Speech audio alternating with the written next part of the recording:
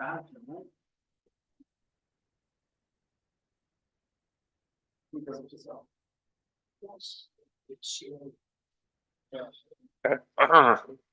evening, everybody, and welcome to this meeting of the Events Committee. Have we received any apologies? I've received apologies from Mr. Craig Edwards and Mrs. Anissa McGladder. Thank you. And has anybody any declarations of interest about any of the items on tonight's agenda? Excellent. Can I have a proposer to approve that these minutes of the last meeting are correct? Thank you, Alice. I'll second that, Chair. Thank you, Patricia. There is no public forum this evening. Nathan, feedback on Eastern Call? So, like normal, we've got the event video for everyone to see, and then we can look at some of the feedback that we've received. Set the video up.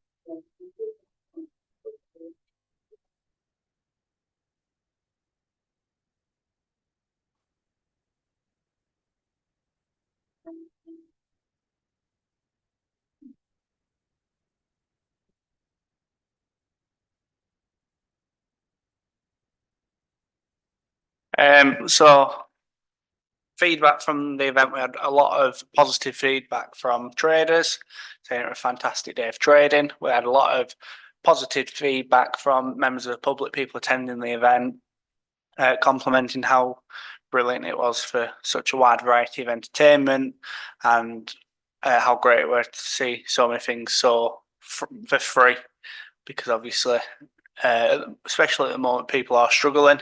So we had a lot of positive feedback throughout the day, which were great to read and hear about. And hopefully the event video can reflect how successful the event was. We actually managed to get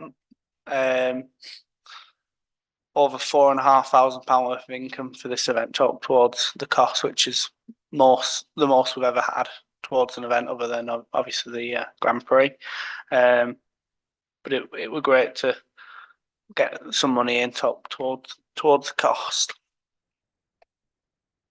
Thank you, Chair. I've had a couple of positive comments myself from other people, mainly from of Colne, people who are not within Colne or within Pendle, who visited family and friends, and they came in and they've had the look at the day and thoroughly enjoyed themselves. One of those on that video we've just seen, 3 of the young children were not of this parish. They were from off the parish, and obviously you've seen they were enjoying themselves, and their families enjoyed themselves. So we've got a big praise coming from, dare I say it, across the border in Yorkshire.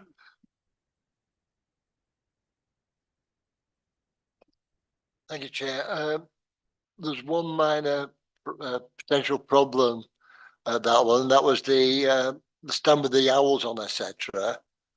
Because of the narrowness between the two stalls, because there was people stood in front queuing, as an audience, it was creating a bit of a choke point. And I think, you know, that in future, maybe put that crowd in front of them.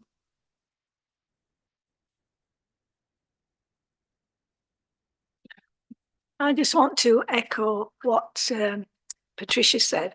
I went around looking for feedback. So I saw various families and stuff, and I asked them, you know, how it was. And I got asked for, there was a where you had to go and kids had to get things, and they came back and they got an Easter egg. And a lot, I'd say, well, the first one was in the library. They said, "Where's the library?" Oh, where are you from? Oh, I'm from Blackburn. All right, it's all in there. And then again, an old lady said, "Where do you get the bus now?" I said, "Where are you going?" She said, "Keighley." I'm from Keighley. So, and then somebody from Preston. So they were from all over.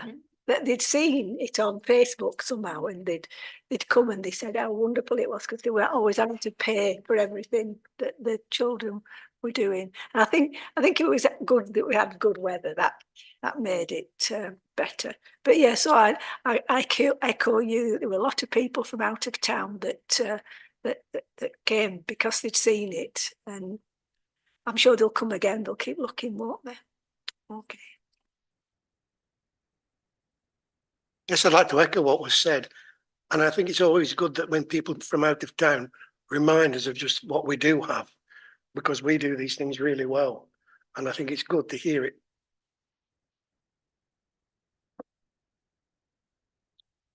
I don't really think this is unusual that people come out of town, because people in this town will go to other towns. I know my grandchildren's parents. Is that my son? Yeah. They look out for different events in different towns. Obviously, you don't have an event in your own area every weekend, so that seems to be the thing that they do now. They, you know, but it's good. It's good that they come here. Yeah.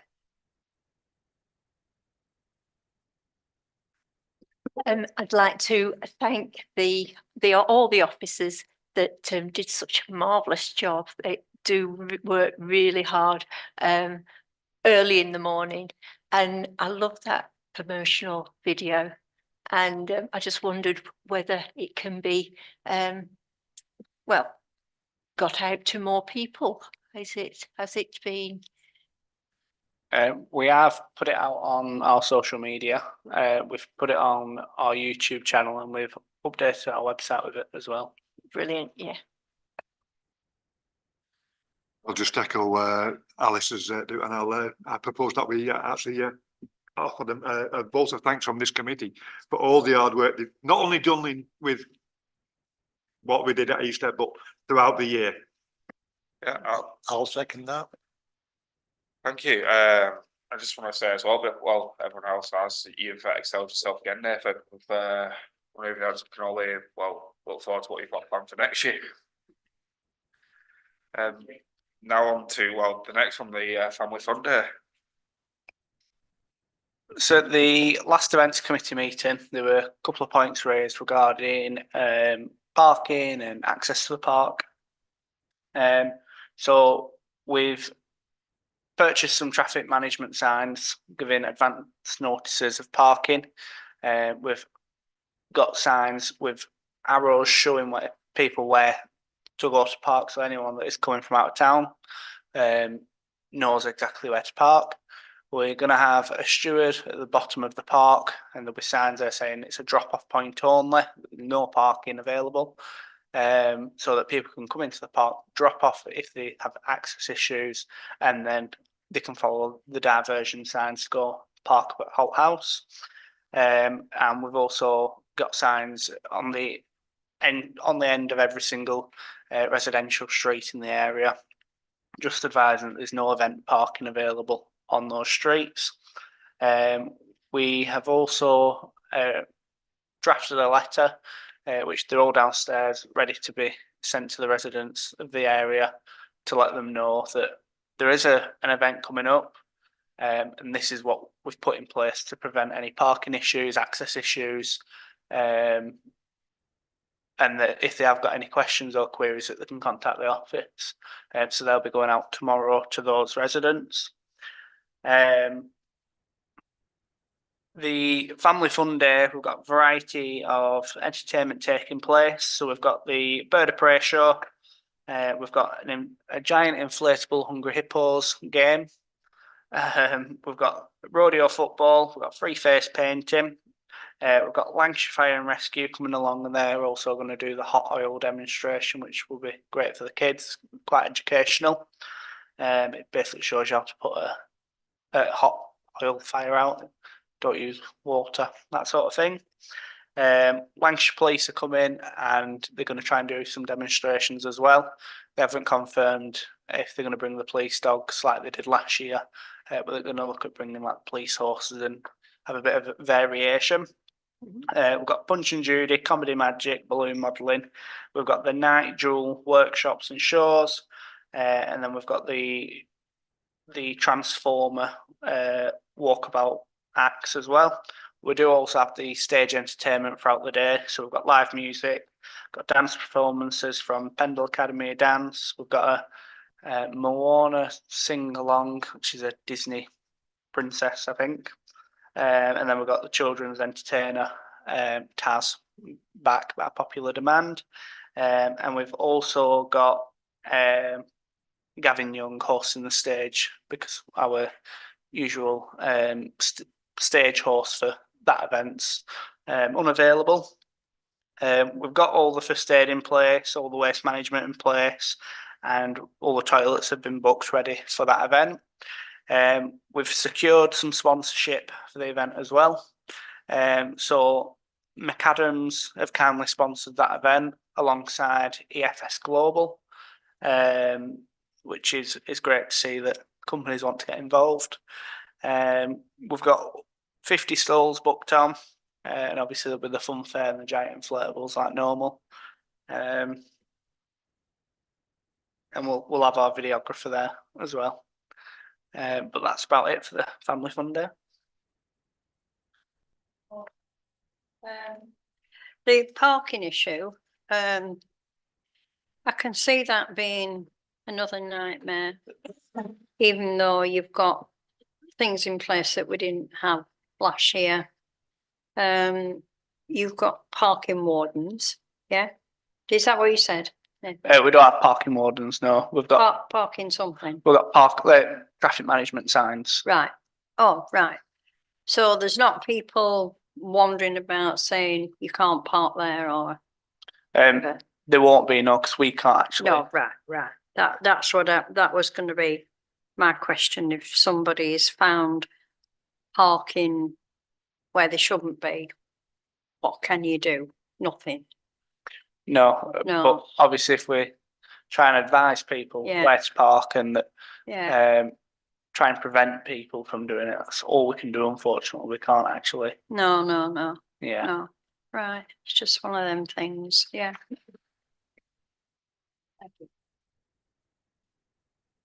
Did I hear you say rodeo football? Yes. Rodeo football. I don't think I want to know. I will show you at the end. Pardon? I'll show you at the end. Oh. I've forgotten the other thing I was going to ask now. Rodeo footballs.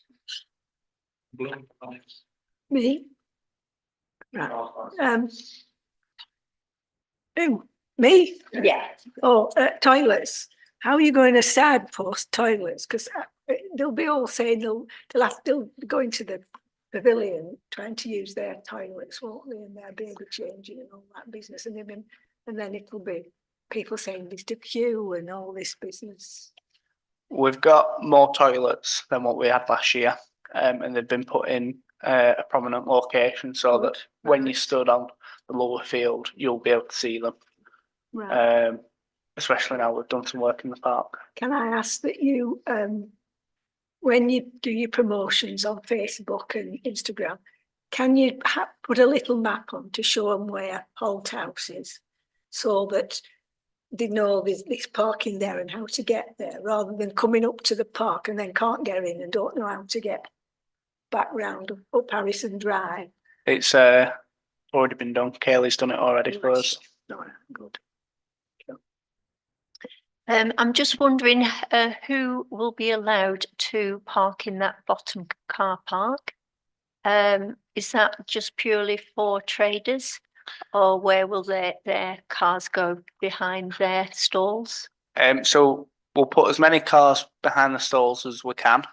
Any remaining vehicles will go onto the top field without causing any damage to the grass.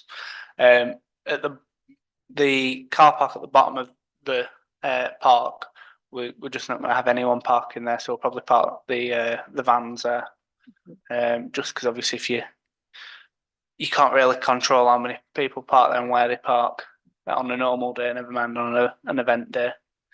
So we'll probably park our van and other vehicles there. Will we have information tent? There'll be an information tent next to the stage, so that the information tent will be located next to the stage. Where's the stage? It'll be the same location it was last year. Well, where was that? It was the bottom of the park, looking up. Right. So Not near the entrance then? No, you Would that not be more sensible? But put it at the entrance As to the people park. are coming in near the entrance? But I don't know. Anyway. And also the little bit of parking that the cafe has, I don't think it's exclusive for them, but will there be something there that allows the cafe customers to park there? No, I don't think they'll. I don't think we would be able to, because how would you know who were a cafe customer? And Well, you wouldn't, but you know, some people might think, oh, actually we can't park there because there's a sign that says, you know, or, you know, something like, please consider the cafe customers or something like that. I don't know. I think if you want to get to the cafe, you'll get there. I'm sure, but yeah, it was just a. One of the letters query. is going to the cafe to let them know, just in case. Because I don't think where the people parked. No one's going to be allowed to park. Well, yeah, you can't stop people from parking where they want, can you, really? That's the thing. It'll be corned off the car park. They won't be able to get to it. They'll be able to get in, drop off, turn around, and go back. Right. So they won't actually be able to physically park there, because they'll be corned off, and there'll be a steward there as well. Well, that was going to be that previous question. These stewards, they've got no power, have they, as to where people park, you know. I mean, if they say, I'm sorry, you can't park there. Oh, I'm going to, what do you do? Well, the barriers and the cones will be before the parking spots, so they won't be able to actually get to them. Right, okay, yeah. Yeah, that explains it, yeah, thank you.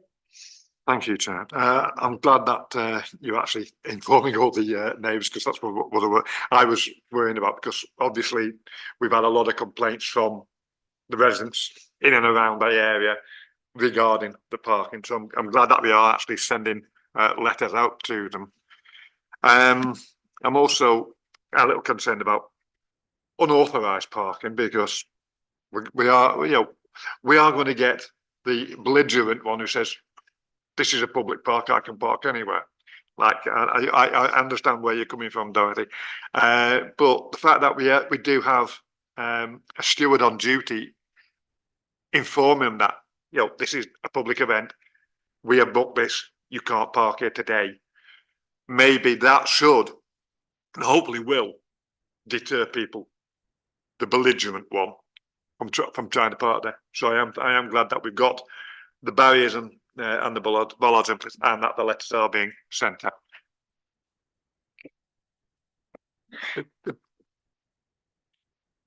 the letters that are going out, I think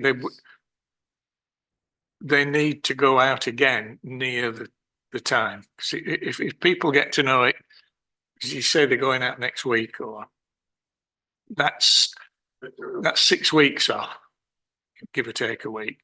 People will either A, chuck it straight in the bin, B, put it behind the proverbial clock on the mantelpiece and forget all about it.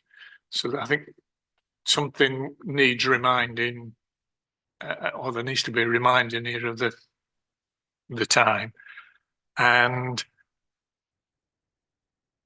we the car park at the bottom is in Alkin Courts Park, and it's ours being the town council. So we have 100% control over that.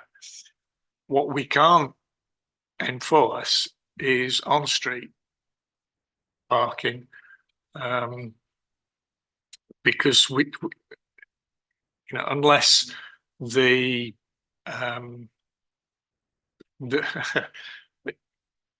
there's a spare Bobby knocking about who can say you can't park there, mate.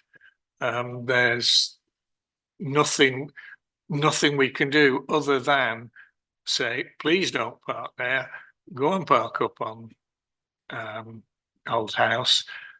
You're just spoiling it for everybody because you're just going to clog the area. So we're just going to keep bashing that message.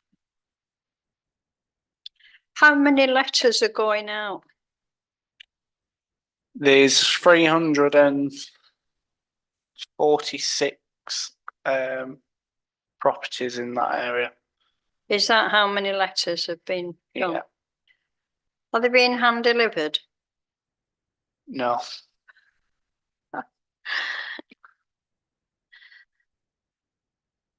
Right. So that's an expense, isn't it? It's an expense. And if they have to go out twice. It's going to be an expense, but it's cheaper Twice. than having a member of staff do it. Okay. You'll have to ask a councillor in Darby Bridge to do it then, won't you? Oh, we're Right, experts. brilliant. We're experts. Won't take it, it won't take long to do. Well, the reminder letter that we'll Oh, send out stamps 2 weeks on. prior. Have you put stamps on? Yeah, already? I've seen them downstairs. The reminder letters that we send out 2 weeks prior, we'll ask if any councils want to volunteer Yeah. to play postman for the day. I think what the residents really get upset is when they park on the back streets as well, so they can't get out either at the front or the back. They park all down their back street like a big car park. I think though, when you say that is cheaper than sending a member of staff out, and what's the price of a stamp these days? And to deliver them, if you're good at it by hand, it would take you perhaps an hour and a half. Just doing my maths. That was a concern of mine when I first heard that the letters were going through the post. It is extremely expensive to do that and seems an unnecessary cost when we have delivered so many leaflets during our political campaign. It would not take us that long to deliver 300 letters for free. So, and as Howard was saying, you were saying that we wanted to get them out tomorrow, but a couple more days, it won't make a big difference. And in fact, it'd be better than having them out so early. So in my view, we shouldn't spend that amount of money on something that we could do ourselves. In the grand scheme of things, my point about £350, this. £400 is neither here nor there in our budget. Yes, it's £400, but lesson learned. I mean, presumably these are individually addressed to number 27 Alkin Court. Yeah. The reminders don't need to be individually addressed. They can just be a A4, A5 leaflet. Just a reminder, which, as people said, hour and a half, it's delivered. And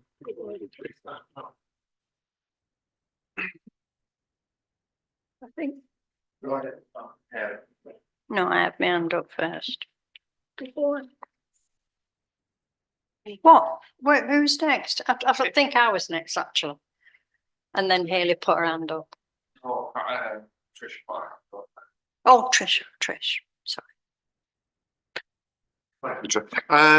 Yeah, I'm also wondering, you said street signs, are we having, are we actually putting big yellow signs on the lamppost to say this story, directing or where the event traffic should be going to? So the signs that we've got, the proper traffic management signs. So they're on metal stands that will go side of the road, put a sandbag on, and they're 650 mil by 400 mil. But the other thing is, a lot of drivers, they don't look at the side of the road. They'll look at lampposts. They won't look at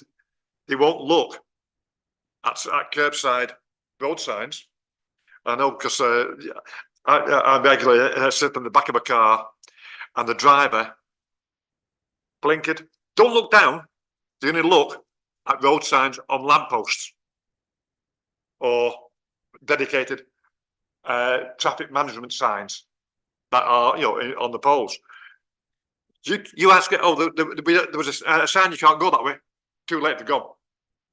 They've gone past it, and they've turned round on a street that they're not allowed to go down because it's been closed off. But whoever's controlling that particular site at the time has put a road sign on that's on the curb, and the driver hasn't seen it.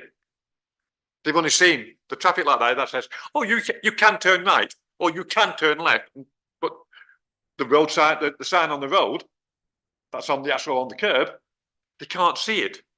So that's what I'm asking: are we going to try and put some on lampposts or saying directing the traffic?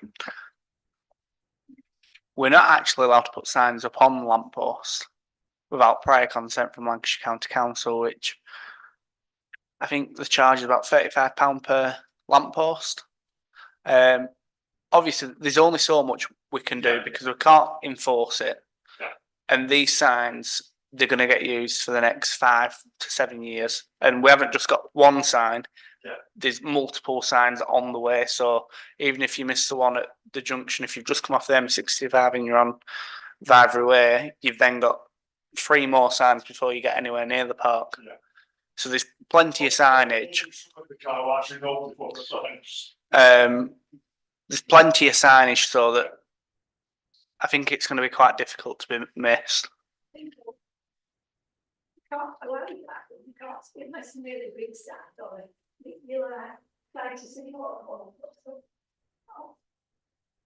Of course. So, I'm all right. Thank you.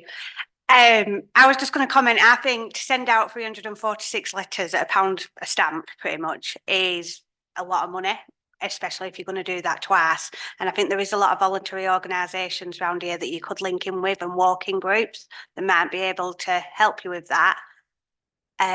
Especially if there's no personal details on there, which I'm presuming there won't be. So there's no RCO issues. But just like a leaflet drop, I know, for example, Elisha House have a set of lads that probably come and help you and have it done in an hour one day.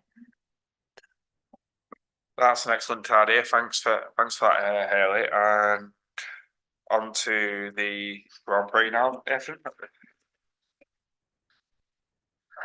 So the Colne Grand Prix, it's back on Tuesday, 23rd of July. So our main sponsors returned again for this year. So the men's elite race will be sponsored by Fort Vale. The support race will be sponsored by Riggs Auto Park. The youth race will be sponsored by Coalition Facilities Management. first aid will be sponsored by Hope Technology. This year is it will be the first time we'll have a women's elite race as well, which Fort Vale have kindly agreed to sponsor that as well. We've got various local sponsors for the event, and we've also gained a new sponsor this year, which is McAdams, which they're going to sponsor the barriers that obviously are used to form the race course. Everything has been booked for the event that we can book at this moment in time. So all the security, first aid, road cleaning, the road closures all been booked and arranged. The additional PA system, the barriers, the toilets, the commentator has all been booked. The publicity and PR and the design work for the programme and the poster and everything that goes into the Grand Prix has all been booked and arranged. We'll be using Scott Dawson again this year. The videographer's booked. With the VIP area this year, I believe it's 20 years. It'll be the 20th Colne Grand Prix this year, according to the other organisers. So we're adding a couple of extra bits into the VIP area, just to make it seem like a big deal. So we've got like a photo booth that'll be in the area, which will be branded so that the VIPs they'll be able to put the silly props on, take a photo, and it's going to have like the council's logo on, Fort Vale, Briggs Autopack, all that sort of stuff, which I think will go down really well. And then we've got the 2 food vans booked in as well. So we've got the burger unit that'll be booked in, and the Thai food van will be attending this year as well.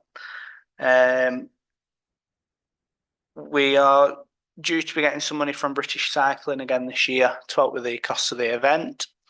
And Asda Colne are very kindly, they're going to be very kindly donating the flowers and the bottles of water, and hopefully the packed lunches for this year's event as well. But for now, everything that we can do at this stage has been booked and arranged.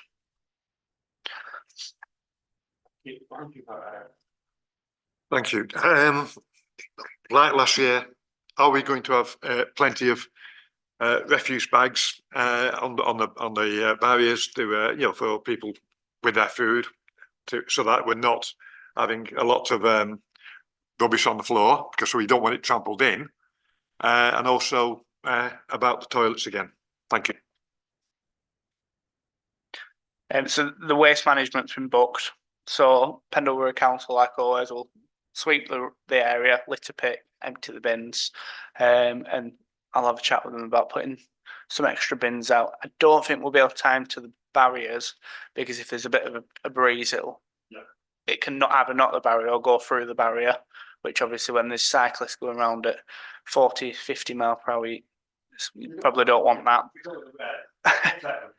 And we've got toilets in place like we normally do as well. So there'll be 1 toilet in the VIP area for the VIPs, and then there'll be other portaloos up towards the market, like normal. So if it's the 20th year, that's quite a big deal.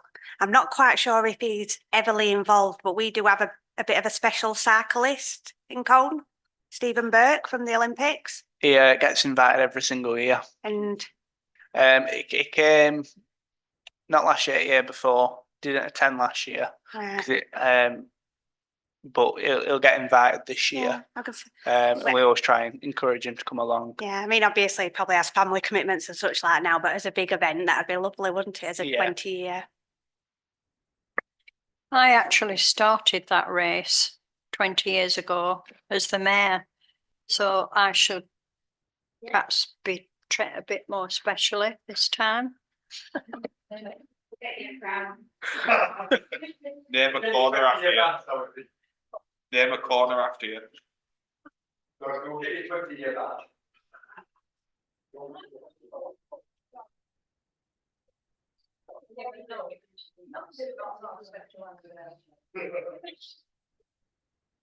Michael? I mentioned it before. Is there a chance of promoting some of the low alcohol drinks? The zero alcohol drinks at the bar? Which might We, also work in at the Blues Festival as well. we've been looking at other drink options. So we've had a look at alcohol-free lagers and ciders, which will stock as well, alongside the other bits. We're still looking at how we can go about limiting how many alcoholic drinks you have. Trying to come up with a way that we can do it without seem like we're trying to take something away from the sponsors. Obviously, because we are giving them alcohol, we can refuse to give them any more. But we're still looking at what we can do. No, my thinking was to take advantage of some of these events at the Blues, just to promote them a bit more, to let people know that there is a range of other drinks out there. We can have signs up to show that we have got low and non-alcoholic drinks available. Dorothy? I think it's a difficult one now, and I know what Michael's saying, but we're not the ones to be telling people what to drink, what kind of drink. And I agree with maybe just advertising a bit. We are selling soft drinks on sale here, but people will drink what they want to drink. At the end of the day, it's like, well, it isn't like, but it's like saying, don't eat that burger because they're not good for you. People will. Can I just have a shout out for Guinness Zero? It's women are drinking it now, and it's supposed to be absolutely wonderful. And it's become a woman's drink, and it's non-alcoholic, and it's really, it tastes just like Guinness. Yeah. Thank you, Chair. On this subject, why not ask, there's a lot of organisations involved in this type of sort of alcohol promotion, etc., a temperance bar. And I know it'd be funny, an old-fashioned temperance bar, because it would actually draw people in because it looks different, and hopefully get people to actually question and promote that. Be quite novel, temperance bar. The bar is in the VIP area, so we don't need to draw anyone in because the VIPs get a ticket or a wristband, which to get a temperance bar in is going to be a cost. Whereas if we do our own bar using what we stock here at the town hall, it's going to be cheaper. I was thinking more of events like the Blues, etc., of having a temperance bar. It's already been booked. There is going to be one across the road. That's it. With the zero alcohol. I was going to say, we're drifting away here. We're talking about the cycle rates, and we've got into whether we should be drinking alcohol or not be drinking alcohol. I think Ian's right. It's more for the Blues Festival, really, where people really are drinking. But we perhaps should be promoting people taking up cycling, as I do in my front room on my exercise bike. But that kind of thing, health and fitness, and not what people should or should not be drinking. I know that this conversation has gone on. However, it doesn't look good for the council when in our VIP area there are people that have obviously had too much. And okay, you could say no at that point when you see somebody that has had enough, but it would be, I think, better to restrict them with tickets, and then it's up to them if they want to buy more. So that, in my view, there should be a restriction because it is supposed to be an event that's promoting health. And seems to be a mismatch from the people who are interested in the cycling race and those who's just coming for the free bar. That's my opinion. The next club, cyclists, alcohol and cycling don't really go together if you want to be a good cyclist. And from the other side of the road last year, it did not look like a good advert, the VIP area, once it got past a certain time. I think it was a certain company.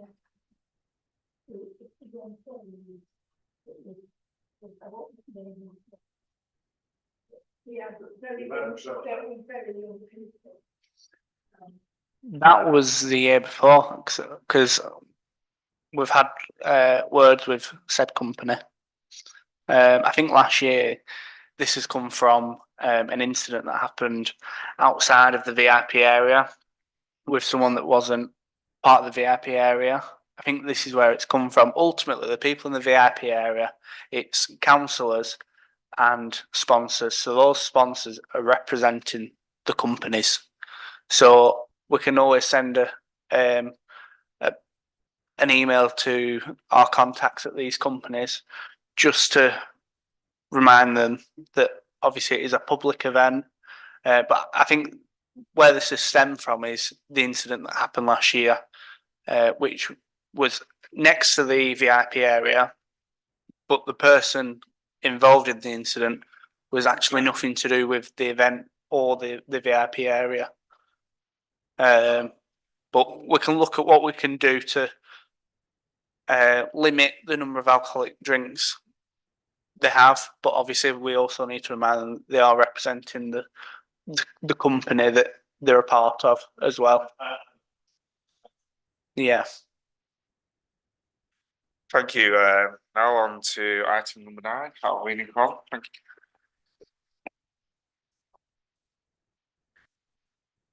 So Halloween on the 26th of October.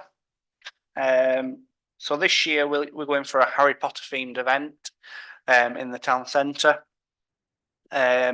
So we've got a company coming in that they're going to do workshops and shows, and they're going to be dressed up as Harry Potter characters.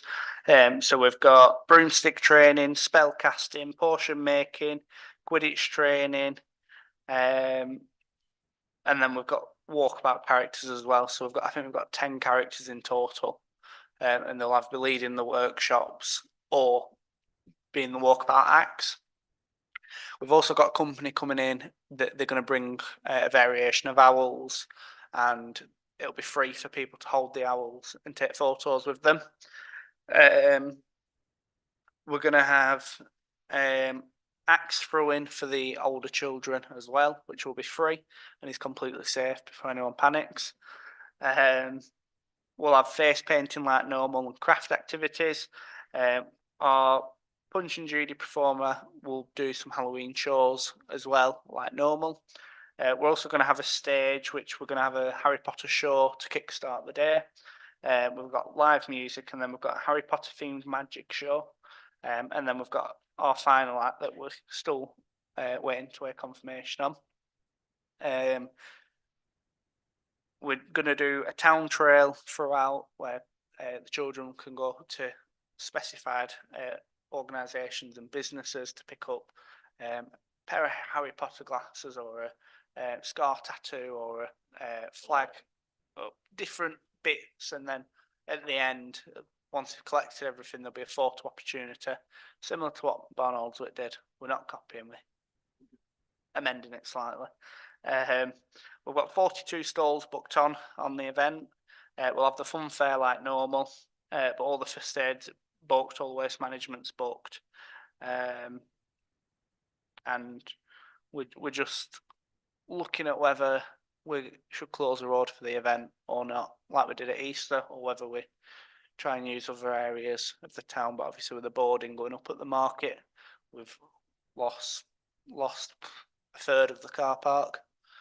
So we're just looking at what options we've got. But obviously we're months off yet. Thank you for that. And item number 10, Remembrance Sunday. So at the last events committee meeting, it was mentioned about the tune that was used for the parade. Mary very kindly sent me a very long track, which I've sent to the parade marshal, and he's going to check to see whether it can be used or whether they've got anything that can be used. I've not had anything back. I chased him last week about it, but I've not had anything back just yet. Everything's in place for the Remembrance Parade, so the first aid, the road closure, the PA system for the back of our quad's been booked. The brass band's been booked after the committee agreed to book them last time. The wreath has been ordered and it's been delivered, so it's downstairs ready. The lamppost poppies have all been cleaned from last year, and West Riding Hyundai very kindly sponsored the Remembrance Parade this year, so they'll have a little sticker on the bottom of the poppies say proud sponsors of the Remembrance Parade sort of thing. And the bagpipe has been booked as well. So that's pretty much it for the Remembrance Parade. Thank you very much for that. Now, well, let's talk about the Christmas lights switch on, item number 11. So everything's pretty much been booked for the events, all the operational elements like the first aid, the security, the road closure, the traffic management, the waste management's all been booked and arranged. We've gone with a proper stage again this year, slightly bigger than last year, but it still fits. The company's been out and done a site visit and it'll have a nice screen on the back like we had last year. We've got Gavin Young returning again for our light switch on this year to host a stage, which it was fantastic last year, climbed in the crowd and they were interviewing people just to fill the time, which were great. We've got a variation of event entertainment throughout the day. So we've got the rodeo reindeer back, the snow globe, snowboard simulator, the donkey rides, craft activities. We've got Accrington Pipe Band performing. We've got Lord School Primary Choir performing. We've got letter writing to Santa. We've got a festive town trail, face painting. We've got Christmas characters, which we've got the Grinch and Cindy Lou, and then we've got 2 Christmas fairies as well. And then we've got Olaf the Snowman doing a meet and greet as well. On stage, we've got dance performances from various local dance schools, live music from Andrew Gilmore and Claudia Thompson. We've got stage door performing, Pendle Hippodrome Youth Theatre. We've got an interactive elf show where the elves get all the children involved to create enough magic, Christmas magic to send them back to the North Pole.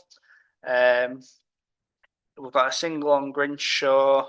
We've got the Frozen Sing-along live, which will be bringing out a very special guest, also known as Olaf Snowman. And then we've got our 2 headliners. Our warm-up headliner, I'm just waiting to hear back. I'm just waiting to get the contract back.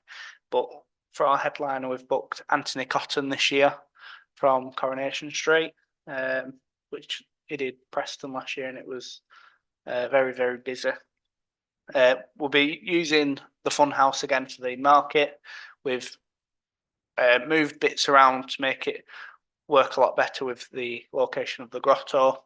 So we'll have 45 stalls inside, which we've only got 10 stalls left indoors, and the grotto will be placed so that people can queue down the back street and in through the shutter door to get to the grotto, and they'll come out of the grotto into the market.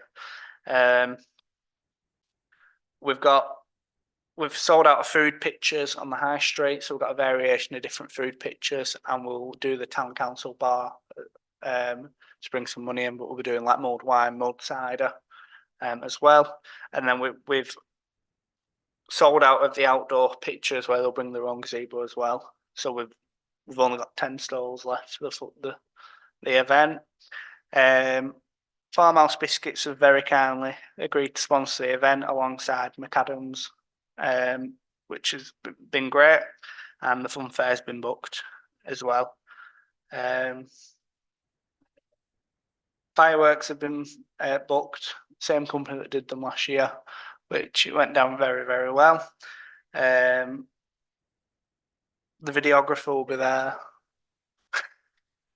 The videographer will be there as well to capture it all, which should be a great last event of the year, hopefully. What time is the actual switch on going to be about? 7 o'clock. Thank you, Chair. Is there going to be a torchlight procession this year? There will be, yes, like normal. Hmm. So it'll be same as last year, with stewards and security personnel throughout the parade, and there'll be constant reminders from myself: keep your torches upright, and keep reminding security that they need to keep reminding people.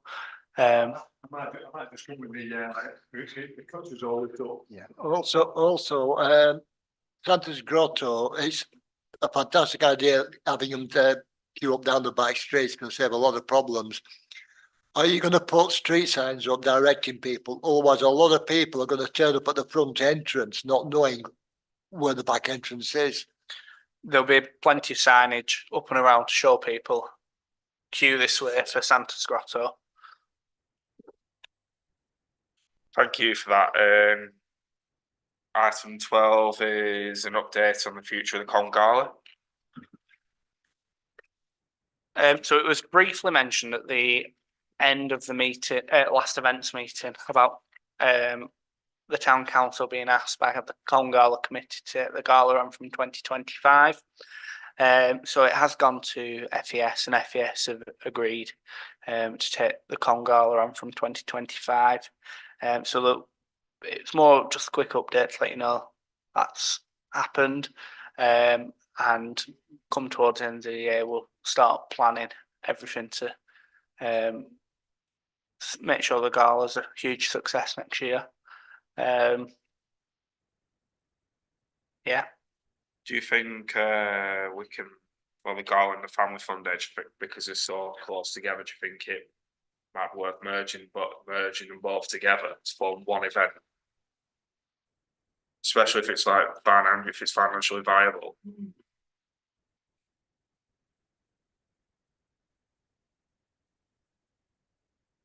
It could be an option to merge the Family Fun Day and the gala. The only problem you might have is the gala tends to be the stunt team and the big fun fair, so it's a slightly different event.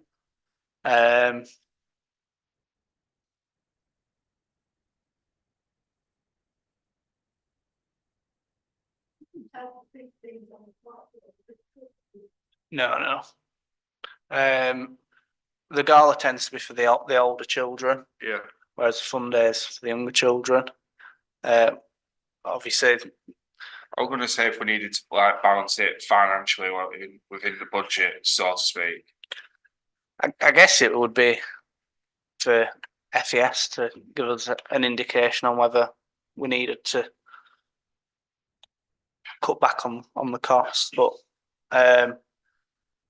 because it's two very different events, I think you would be able to still do them both as long as it's financially viable to do both. But like I say, the gala is for the older children, hence the big rides and the stunt teams, whereas the fun days for the younger children, hence the inflatables and the children's rides and the other children-y entertainment. Cheers. Yes, Chair. FES are, Sorry, Doc, first.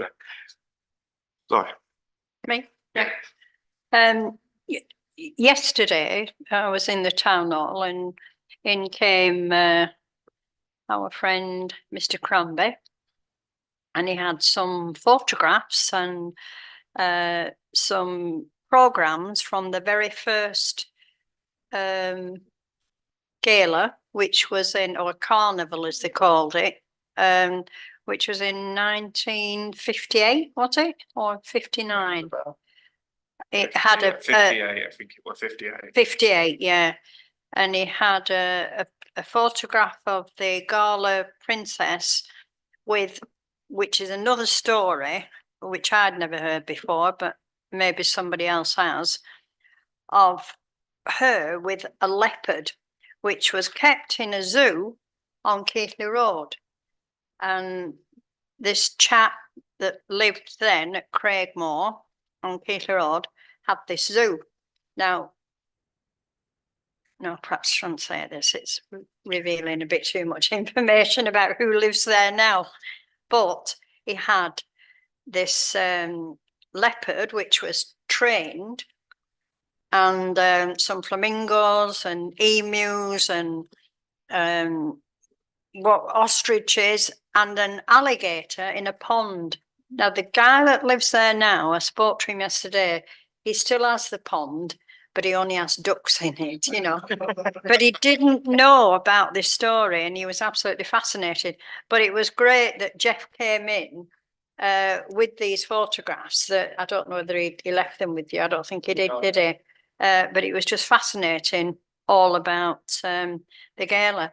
Well, I suggested to Jeff that as he has the freedom of the borough, in the gala, he might drive some sheep up the road. I don't think he was too keen. But anyway, that was that, you know, from 1959. Yeah. Yeah. Amazing. Did you? Maybe you can research if it's financially viable to get a leopard next year. Saying that the FES will be discussing the costing and the implications of taking on the Cone Gala from July, I believe, sir. Excellent, thank you very much. Did you? Yeah, I thought you. Yeah, last year, for the last few years, Neil's had people who wants to march at the front of because a lot of the gala is the actual parade, isn't it? You know, because that's what they're going rather than up at the ground, and you know, for the little ones and that. And it was this year. It was me as chair of Colne Town Council, Andrew Stevenson as MP, and then he were looking for two other people, and so he got, you know, it was people that are not important in the town, but so he got people from two care homes to manage that day. Oh. It was people because they were like 4 people at front. What's him, Stevenson, me, and these 2 ladies, and they were from, I think, the Grange and I think Albert House. The managers came, you know, just some people to say it's a Colne event, and the leading the thing. But I think it's gone down into, used to have a lot of sort of floats, and there's been less and less. So I think next year we need to try and get it up again to what it used to be, a bit more. I can assure everyone that we've got some big plans for the gala that will fit within the estimated costings that we give to FES. So we've got some really good ideas to bring it back to life. I have not concerns, but the amount of wagons and I've had this discussion a couple of times with Nathan in the parade. Now I'm trying to think back. I come from Accrington, and I used to come here as a child from Accrington because it was one of the best galas, or I thought it was anyway. And I was talking to Jeff yesterday. I think that my mum and dad might have brought me to that very first one. And as Jeff said, it took over 2 hours to go through. And of course, it went on Queen Street and then up into the park. But there were floats. There weren't the bigger wagons like there are now. But it's like last year, I think there was a group of cubs on one of these big wagons, why were they not walking? You know, and holding the banners up, and you know, that's how it used to be. There's a lot of stuff that we don't have now, like the majorettes and is that what they call them? Morris dancing majorettes, and they came from all over the country because then once they got into the park, they had a competition. So they don't happen anymore. It's talked about the hill, and I talked to Nathan about perhaps reversing the way it comes, the way that the carnival goes through the town, downhill rather than uphill. But we've decided just before this meeting that isn't going to work, because I said, well, why don't they start at Norfolk Street instead of finishing? But then Nathan pointed out, well, actually the Skipton Road bit is pretty steep. But if there was anywhere, and I don't think there is, where they could come round Craddock Road, a lot more people would be able to see it round Craddock Road and down and finish on Shore Street. I don't know, but that's just in my head. I'd just like to say that Holy Trinity are taking part, and as part of that at church, 6 Cone guides will be walking in that parade.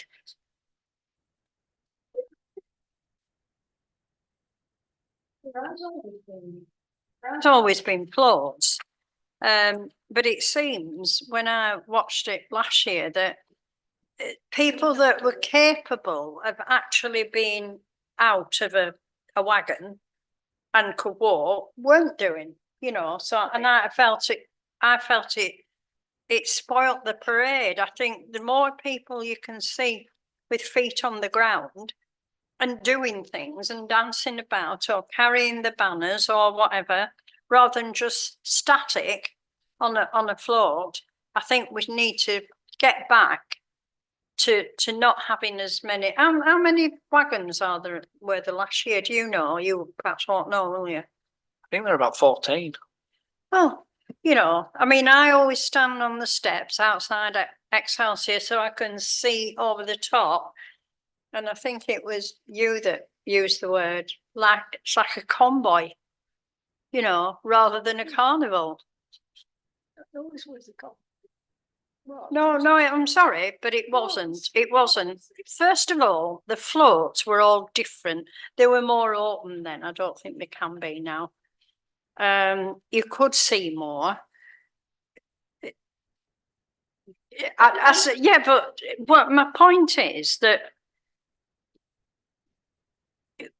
we need to have more people actually walking in that parade. Yeah, it's a parade. It's not a blooming traffic jam. I mean, You know, there were always people because we were. I know what there was. I know what there We were was. like cavemen, not dressed in sacks, working up. You know, a lot of Yeah. But like it was called football club, but they all wanted to be on that. You know, there were a lot of them, and we were like messing around the ball.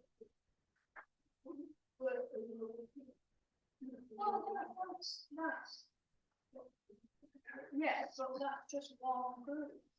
You know, like it was like I said, you know, you wouldn't have your guys on the back, or would you? They could walk up. They could walk through. I want to see more movement. You know, people on the ground, more movement, being more animated, like it used to be. We've got some big ideas, and we've been looking at other galas and carnivals.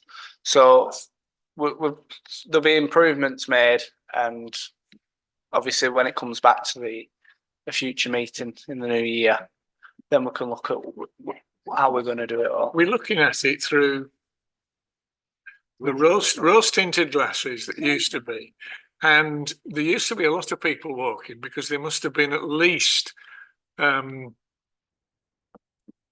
I'm going to say half a dozen, no, probably a dozen troops of majorettes coming up from all over the place. They were from Oldham, Accrington. And- Lancashire, aren't they? but if you took them away, the rest of it was people on float, and they did like a tableau. I was trying to think the years when I was involved in it, I walked because the Cubs were all on the back of a wagon pretending to be England footballers and the Beatles, and they didn't know who the Beatles were. Shame. Some of the parents weren't that sure.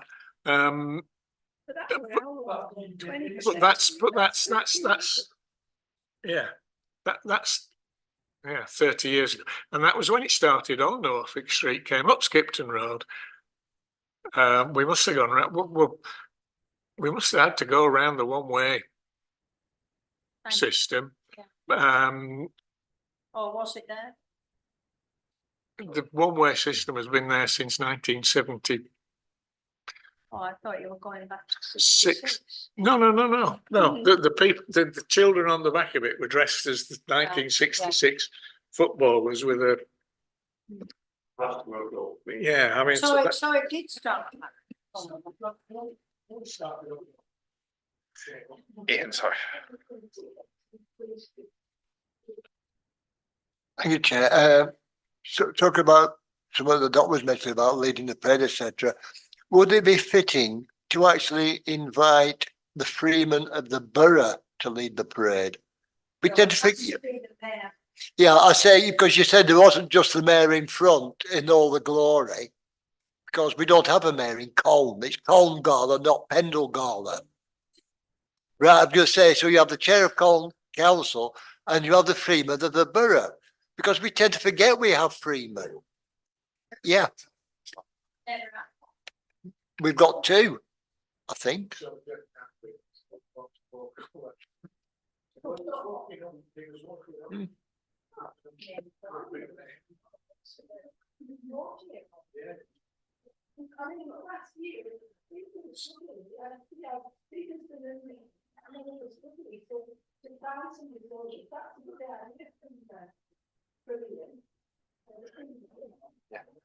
Here, last one's right here.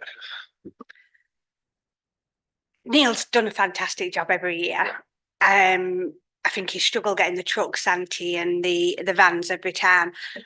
I think what Dorothy's saying is when you look back, you get that like nostalgia of that, the bright colours, the flamboyancy of the trucks as they were coming through. I think they decorated their own back then, and they were all different shapes and sizes, and in some ways last time, even though they were fantastic, they were all the big ones, and they can kind of look a little bit empty if they're not fulfilled properly, which is what I suppose we're missing. I also remember it going that way down Colne, and it felt like it went on forever, and it felt magical, and you had all these people, and then it went down, I think, and up to the park. Yeah. And so something about me is saying, you know, let's embrace that colour, maybe looking through the eyes of the little people who we're trying to engage with and get to the actual event. And I'm sure, because I did ask about having we have a Citadel mascot, about having the mascot walk the parade. And I'm not sure if Neil said it was because of the charity bucket or not, they were raising funds for Colne Town, which is understandable.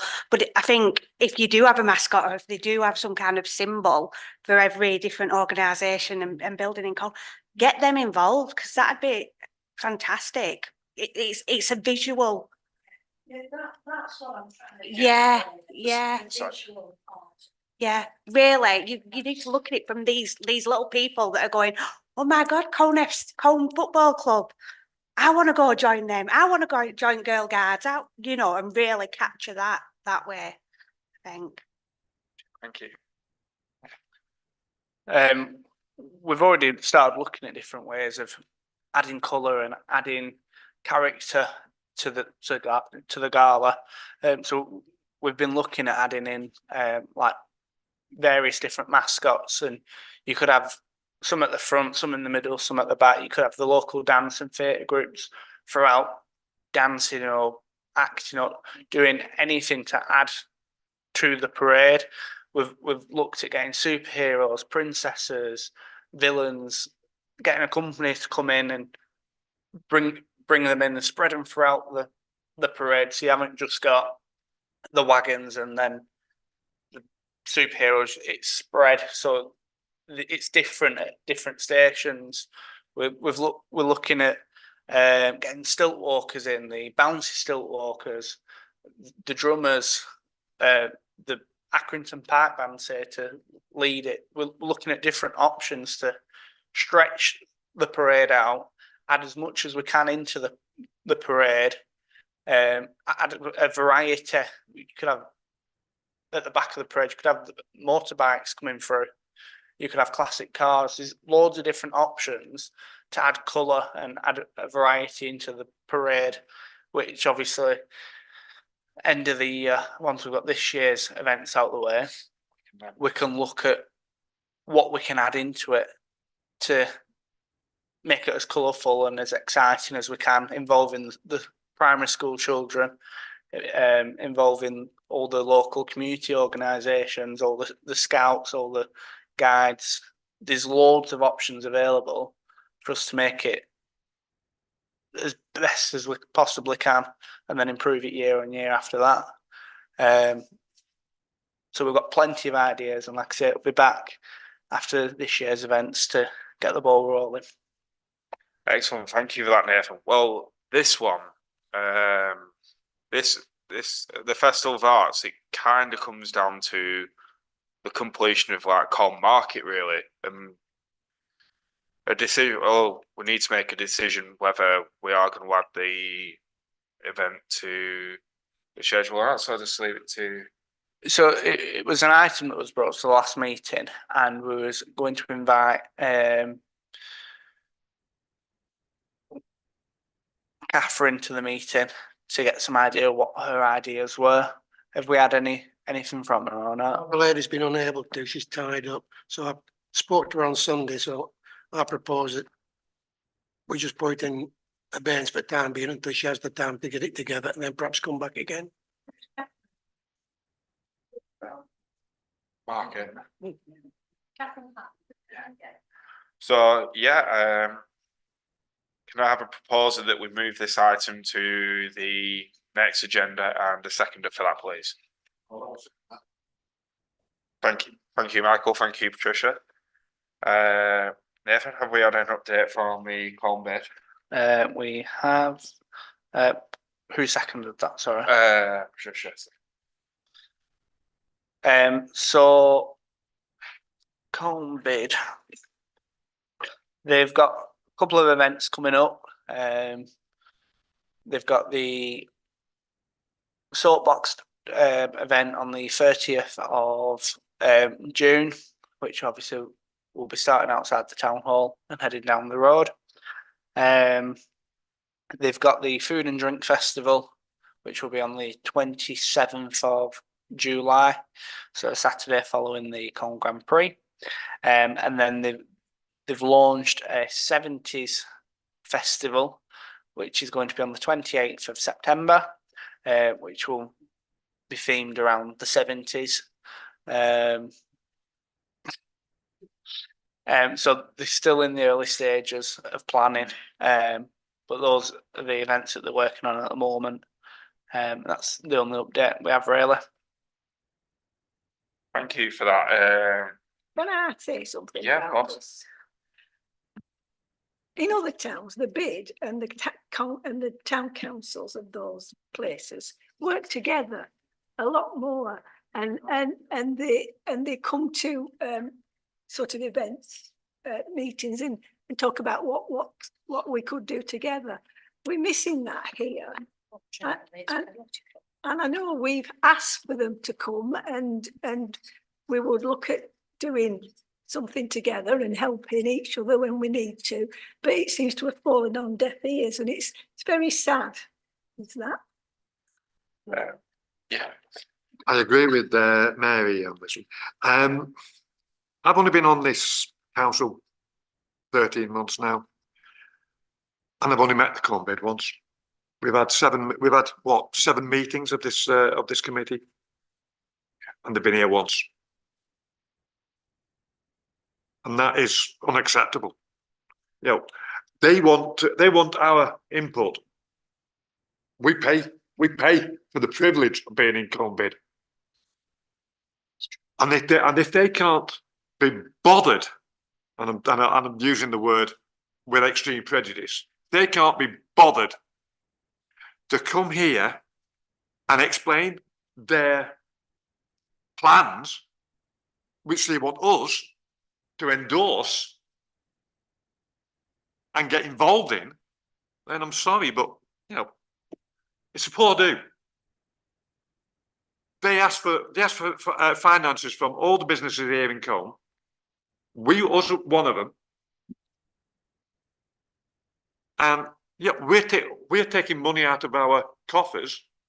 The residents' money, the citizens of Colne, we're using their money to enhance their coffers, and yet they can't come here and explain to us what all these 3 events are doing, when they're going to take place, how they're going to take place.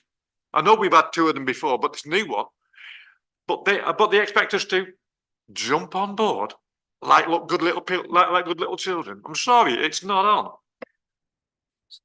Thank you for that. What we can do is I could ask Nathan if you could kindly email them, ask if you could even send out a check. Maybe the vice chair, if Lisa isn't really available to attend these meetings. We do really need one of their representatives to turn up here, because obviously we've got the next events meeting. Obviously, we'll be looking at co-op teas again, which we normally invite Colbid to try and get them to be a co-opted member. So they'll be getting invited to the next meeting anyway. Obviously, Anise is on as a co-opted member, and getting co-opted onto the committee will be coming up at the next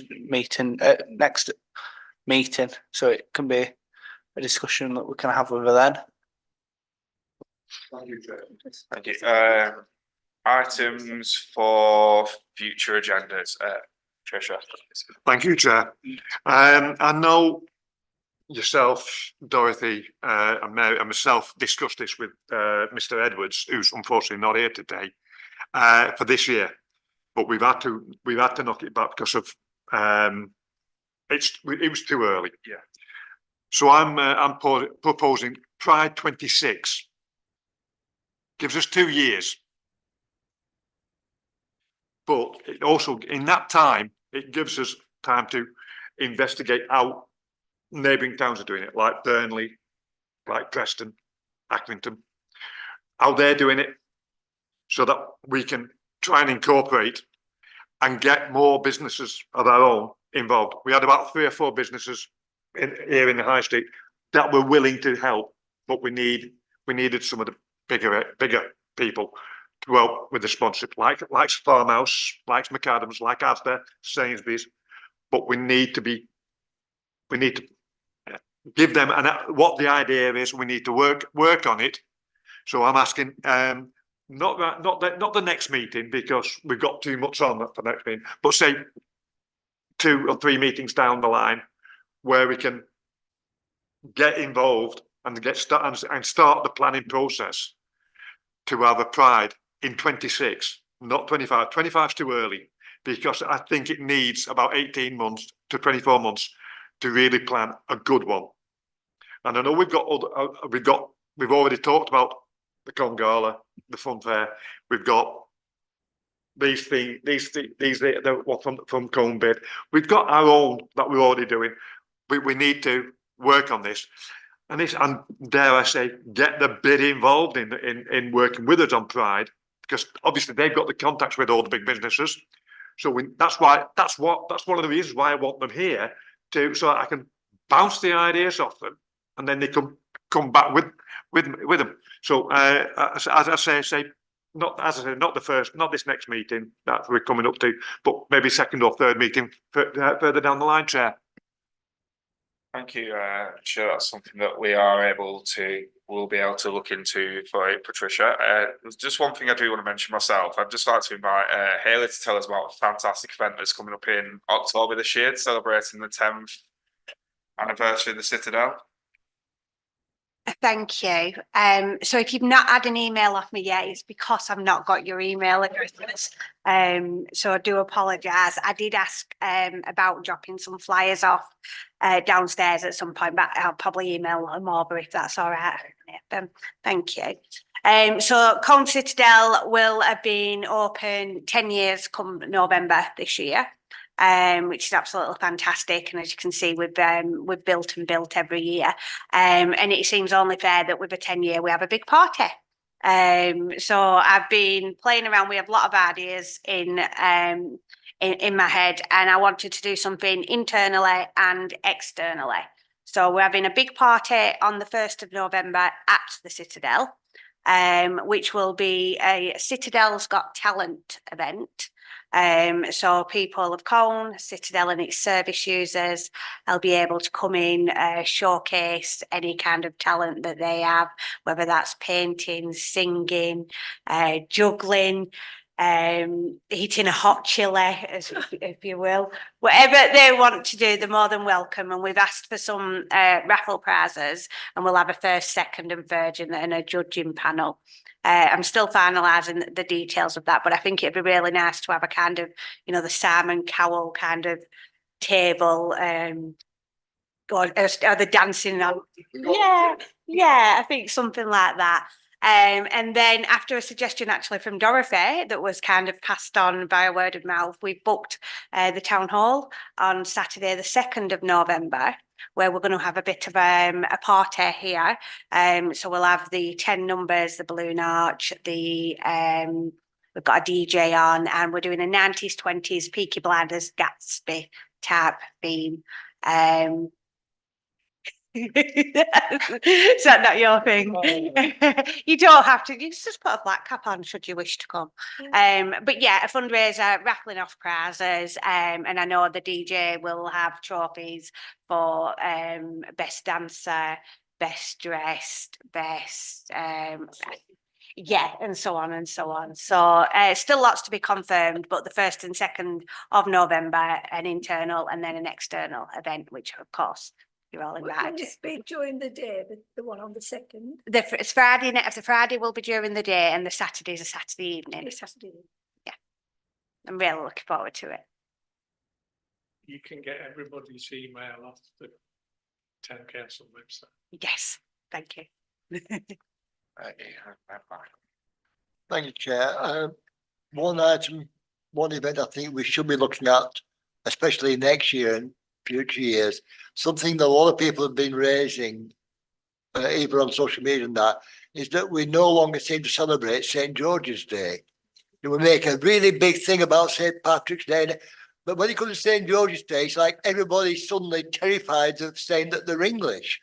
And I think this is wrong, that we should be proud of our culture, of our heritage, and we should celebrate that each year with pride. And okay, obviously having a parade through the town isn't very good. We're not doing that till 2026. No, St. George's Day is different to St. Patrick's. Yeah, Oh, and some fell on stony ground. yeah, it's time to wake up. I think we should celebrate St. George's Day, even though we can't have a parade, it's too close to other events, but we should still do something to make people aware of this day, how special it is to us. They do it big style. Yeah, so why can't we in Colne? Why can't we, show the rest of the world that we are proud? Go and see Of it. how they end up in Barnoldswick at the end of the day. They put flags up in Barnolds, but they've not done the event in years. Have they not? No, No. we should. Well, we don't even put flag up. Why? We do. It's on top We of the do. town hall. Yeah. We should also put it up there, but Why? We put it up there. yeah, that's what the thing is. But Put it- a lot of people don't look up there, but they walk past there and they won't see it. They just see the Union flag. I still say that for future item, we should celebrate St. George's Day. What would you Yeah. Would we do that? We're not allowed to No discussion if it's for next time. So Yeah, but it's something that we can add, obviously for next time. And Michael, you wanted to.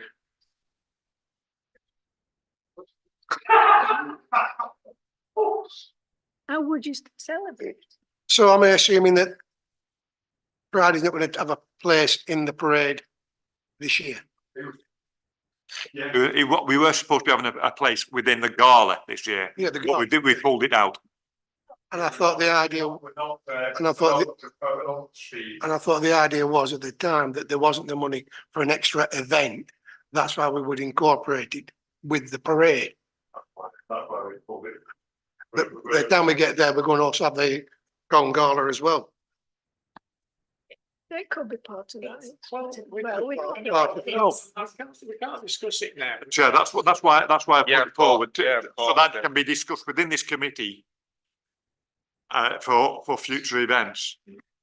So we've got a good list of what's to be discussed next time, and I'm just going to say thank you everyone for attending today. And the time and date of the next meeting is Tuesday, the 9th of July at 7 o'clock. Thank you very much. Thank you, Chair.